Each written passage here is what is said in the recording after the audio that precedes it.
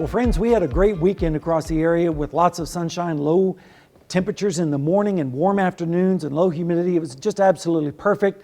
And it's still staying that way right now down in Seneca, Missouri at the Indigo Sky Casino Resort. Pretty nice evening, as well as across the entire area. Temperatures this afternoon were very warm. As I mentioned, we started out in the 40s, but we quickly jumped up into the 80s.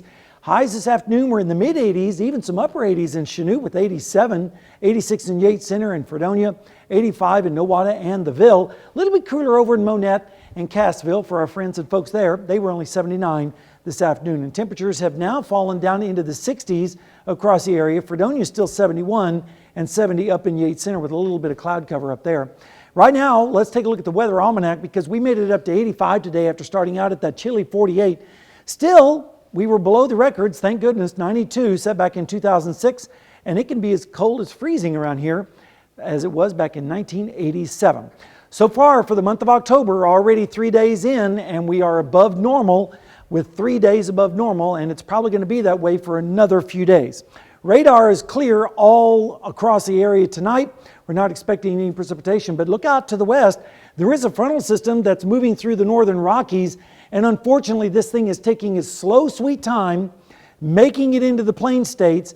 We could see a sprinkle or two on Wednesday morning, but don't get your hopes up. Not everyone's going to see that, as most of the energy with that storm is going to go to the north. Temperatures, as I mentioned, right now are generally in the 60s.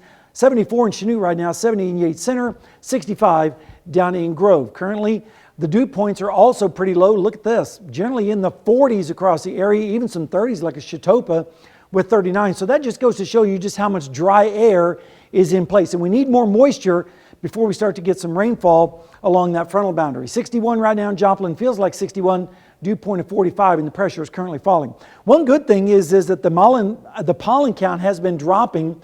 5.2 today, 5.1 tomorrow, so at least we're getting some relief from the ragweed and the chenopod. Your forecast for tonight, we're expecting lows generally in the 50s across the area with maybe a few clouds floating by, but that's about it. Then tomorrow, a repeat of today with a little bit more cloudiness. These will be high clouds, generally low 80s across the area, 84 in Independence, 85 in the Ville, and 83 over there in Lamar. Then as we go into Wednesday morning, that's when we start to see maybe a sprinkle or two across the area. I think the model is overdoing this a little bit. Then the front drops down from the north and west, but like I said, it's not going to have much rain with it. There's not much moisture for it to work with highs generally in the lower 80s across the area. Then the frontal boundary moves through and we start to see temperatures dropping just a little bit as we go into Thursday morning with lows in the mid 50s, but the cold air is mainly going to wait until Friday. In fact, here's a look at your next 7 days. 84 tomorrow, 83 Wednesday, 81 on Thursday. Finally, the cold air starts to move in here. Well, I wouldn't call it cold. Let's call it cool for Friday and Saturday. But then notice, Jordan, we start to see some rainfall occurring in there on Sunday and Monday. But again, not as much rain as we'd like, but at least it's a little bit of something. Yeah, those 60-some degrees Friday and Saturday. Yeah, it'll feel cool. Football weather for sure. Yeah, no doubt.